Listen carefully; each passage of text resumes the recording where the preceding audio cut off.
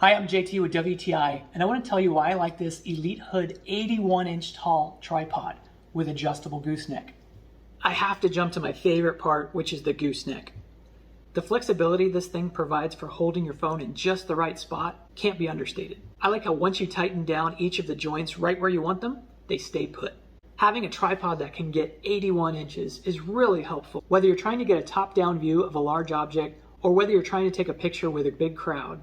Height is your friend. I've used other portable tripods for my phone before, and I found that a lot of them tend to be very wobbly.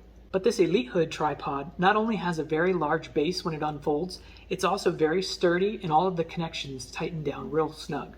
I really like the phone holder that adjusts to a variety of sizes of phones, whether you have the case on it or not. But it doesn't use a spring mechanism that I found in other tripods. It tightens down with a screw, which not only keeps things in place, but you also don't end up dropping your phone as you try to get it out of the holder. When you're not using it, it folds up real compactly and fits nicely into the included carrying case. So if you're frustrated by your existing flimsy tripod, don't be sad. Get this Elitehood 81-inch tripod with adjustable gooseneck. You'll be happy you did, but that's my point of view.